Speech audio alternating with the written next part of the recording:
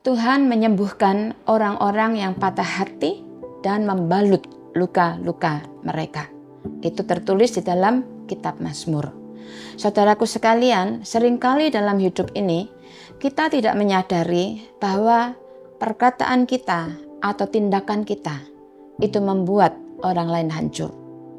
Teman kita, saudara kita, orang yang kita jumpai, dari luar terlihat mereka ceria, tersenyum, dan sepertinya semuanya oke. Tetapi, apakah kita tahu apa yang ada di dalam hati mereka?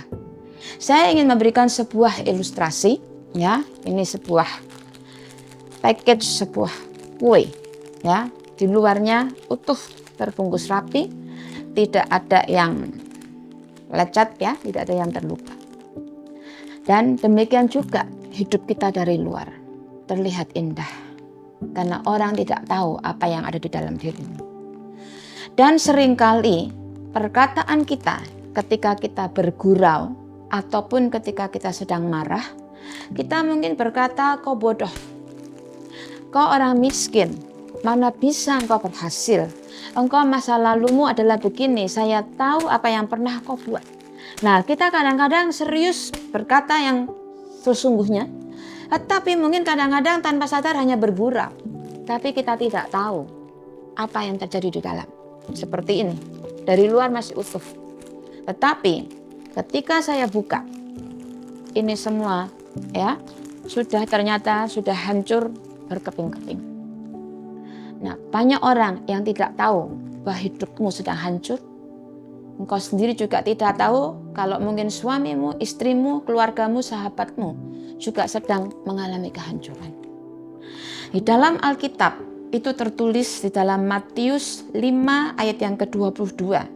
Ya, yang antara lain berkata, kalau kita berkata kepada saudara kita atau pada orang lain bahwa orang itu bodoh, maka itu sebenarnya akan mendatangkan hukuman bagi yang mengucapkannya. Dan kata bodoh atau kata jahil di dalam Matius 5 ayat yang ke-22 itu artinya sangat dalam, sangat tajam dan sangat menghancurkan. Ya, yang artinya adalah kau tidak berguna, otakmu kosong, ya, idiot, bodoh, gak ada gunanya. Nah, dalam kemarahan orang tua seringkali berkata demikian kepada anaknya, dalam bercandaan juga. Memang saya tahu kita ini manusia yang belum sempurna yang bisa khilaf. Tetapi saat ini perkenankan saya untuk kita saling mengingatkan, ya, jangan sampai kita menjadi si pembuli itu. Orang yang membunuh dan menghancurkan orang lain, baik dengan perkataan kita ataupun tindakan kita. Karena itu tidak dikehendaki Tuhan. Dan itu di dalam Matius 5:25 pun itu dikatakan bahwa itu ada hukumannya, layak dibawa ke pengadilan. Ya. Dan juga di dalam kitab Amsal itu juga dikatakan bahwa barang siapa itu menghina orang miskin, itu sama seperti ya dikatakan di Amsal 17 ayat yang kelima. Siapa mengolok-olok orang miskin menghina penciptanya. Siapa gembira karena suatu kecelakaan tidak akan luput dari hukuman. Jadi kita perlu berhati-hati dengan perkataan dan tindakan kita. Karena itu akan berakibat sangat parah menghancurkan hidup orang lain. Nah, bagi saudaraku sekalian yang engkau sedang mengalami kehancuran oleh karena perkataan atau oleh karena perbuatan orang lain dan sekelilingmu tidak tahu apa yang sedang kau alami, engkau berusaha curhat mungkin kepada sahabatmu atau kepada orang yang kau anggap panutan atau kepada hamba Tuhan yang kau anggap lebih senior, lebih rohani. Tetapi engkau mengalami bahwa ketika engkau curhat ternyata tidak membuat keadaan lebih baik. Karena seringkali tempat di mana kita curhat itu tidak paham sepenuhnya, bahkan mungkin saudara akan dianggap menjelekkan orang tersebut atau berpikiran negatif dan sebagainya dan membuat dirimu makin hancur. Nah, saat ini saya ingin katakan berdasarkan ayat di dalam Alkitab. Ya, ini Mazmur, pemazmur berkata, Mazmur 73 yang ke-26. Sekalipun dagingku dan hatiku habis lenyap, gunung batuku dan bagianku tetaplah Allah selama-lamanya. Jadi ini pemazmur Ya, pemazmur yang ketika dalam keadaannya sampai habis-habisan.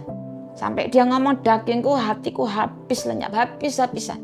Ya, banyak contoh yang lain juga. Ayub juga pernah mengalami penderitaan, ketika penderitaan istrinya pun tidak bisa memahami. Hanya Tuhan yang bisa memahami sepenuh-penuhnya kehidupan kita. Mazmur 34 ayat 19. Itu dikatakan bahwa Tuhan itu dekat kepada orang yang patah hati. Saudaraku, kau yang sedang patah hati, entah karena apapun juga, Tuhan itu dekat dengan engkau. Dan Ia, Tuhan, menyelamatkan orang yang remuk jiwanya. Kita perlu terima perkataan ini, ya. Perkataan ini, dan Dia juga menyembuhkan orang yang patah hati dan membalut luka-luka mereka. Jadi saudaraku sekalian, saya pribadi pun di dalam hidup saya pernah mengalami kehancuran demi kehancuran. Saya pernah mengalami disalah mengerti orang.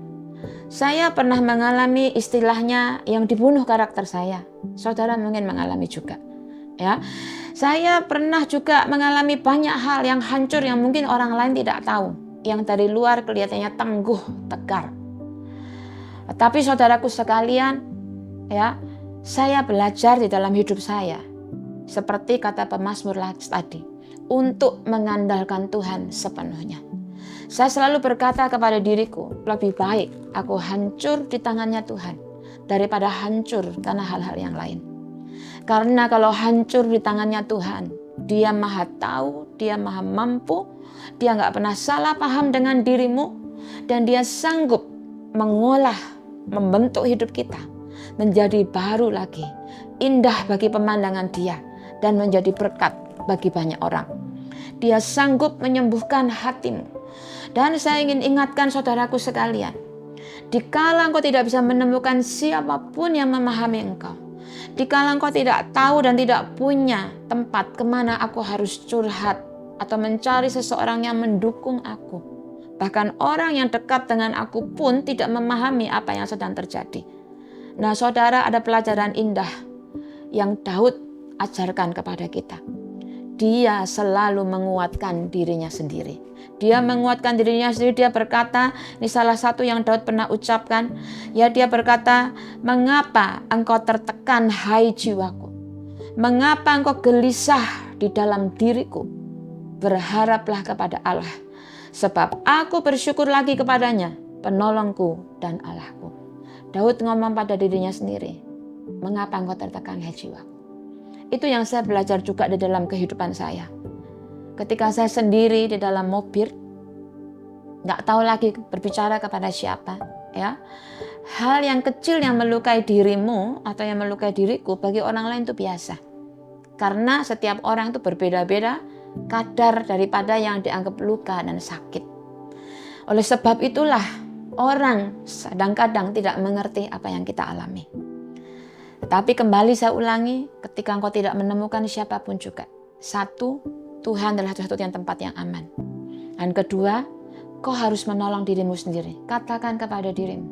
Saya katakan kepada diriku sendiri, hai jiwaku, mengapa engkau gelisah? Mengapa engkau tertekan? Berharaplah kepada Tuhan. Kalau kita berani dan bisa, dan tentunya proses kita perlu belajar. Kalau kita berani dan bisa menguatkan diri kita sendiri, itu akan menjadi suatu kekuatan yang luar biasa. Daud di dalam kehidupannya dia banyak mengalami hal. Suatu hari tercatat dalam Alkitab, dia dengan para pasukannya berperang dan menang luar biasa. Pulang dengan sukacita, pulang dengan kemenangan. Tetapi ketika dia sampai ke kotanya, ke ibu kotanya, dia menemui kotanya kosong, dijarah. Anak istri mereka sudah diambil oleh si musuh. Kemenangan sejenak tiba-tiba menjadi tangisan. Dan bahkan rakyatnya pun memerajam batu terhadap si Raja Daud ini. Dan di dalam Alkitab dicatat, Daud menangis sampai tidak bisa menangis lagi. Saudara, saya nggak tahu apakah engkau pernah menangis yang sampai tidak bisa menangis lagi. Daud pernah. Tuhan Yesus juga pernah. Ketika dia di Taman Getsemane dan dia mengerang, berseru kepada Tuhan, kepada Bapa, Ketika dia berkata, "Bapa, kalau boleh biarkan cawan ini lalu daripadaku." Dia bergumul dan bergumul, begitu tegangnya, begitu sakitnya, sampai pembuluh-pembuluh darahnya pecah. Keringat yang keluar bukan lagi keringat air, tapi darah. Karena saking begitu berat bebannya, kehancuran yang dialaminya. Saudara, Yesus pernah mengalami. Jadi dia tahu persis apa yang kau alami. Oleh sebab itu, yuk kita belajar seperti Daud. Ketika Daud menangis sampai tidak bisa menangis lagi, dia berserah kepada Tuhan. Apapun yang pernah menghancurkan engkau, apapun yang pernah mengelecehkan engkau, di dunia ini banyak pembulian. Ya, pembulian secara langsung ataupun pembulian di dunia maya, ya, menghancurkan secara melalui perkataan, emosional, bahkan fisik. Pelecehan seksual juga, sehingga membuat orang hancur. Tapi apapun sebabnya, Tuhan yang akan membalut lukamu, Dia menyembuhkanmu, Dia mengasihimu. Apapun kata orang tentang dirimu, engkau berharga di matanya Tuhan. Engkau berharga, Tuhan tetap melihat engkau sebagai bintang yang cemerlang, ciptaan Tuhan yang paling sempurna, dan Dia punya rancangan yang indah buat dirimu. Mari berdoa bersama dengan saya dan minta Tuhan untuk memulihkan setiap bagian kehidupanmu. Karena tertulis juga di dalam kitab Wahyu pasal yang ke-22 ayat pertama dan ayat yang kedua. Ada sungai yang jernih seperti kristal yang mengalir dari tengah-tengah tahtanya Allah dan tahta anak domba Allah. Dan kemanapun sungai itu mengalir, di sampingnya ada pohon-pohon yang berbuah lebat, yang terus berbuah sepanjang masa, sepanjang tahun. Jadi bukan musim-musiman, terus berbuah. Dan daun dari pohon-pohon itu mendatangkan kesembuhan bagi bangsa-bangsa. Dari sini saya bisa menyimpulkan bahwa air kehidupan itu, saudaraku, itu menyembuhkan saudara, menyembuhkan saya.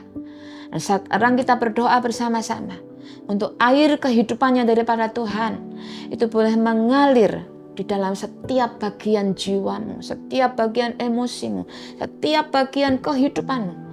Dan lepaskan semua orang yang pernah menghancurkan hidupmu. Biarkan Tuhan yang mengambil alih.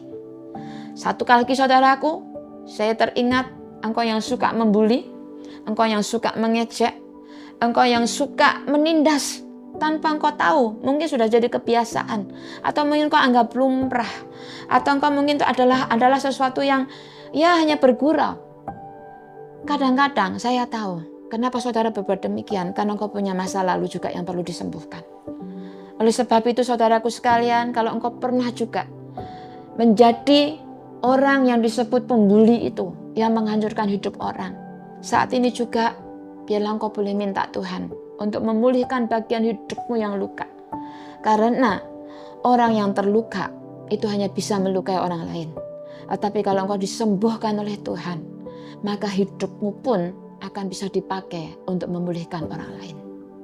Tuhan, hamba berdoa saat ini untuk siapapun yang mendengar video ini, mendengar firman-Mu ini.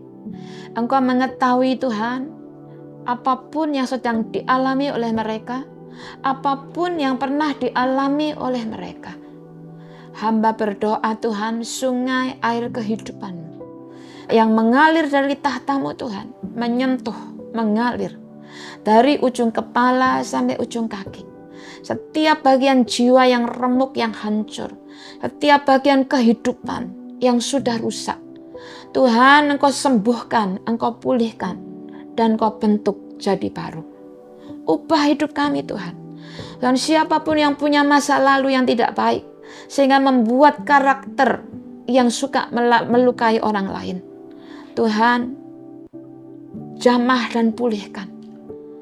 Pulihkan Tuhan, karena Engkau mengasihi orang yang patah hati, orang yang remuk hatinya Engkau tidak pandang hina, dan Engkau sanggup memulihkan, memperbaharui lagi. Dan kami boleh menjadi berkat bagi banyak orang. Terima kasih Tuhan, di dalam nama-Mu Tuhan Yesus kami berdoa. Amin.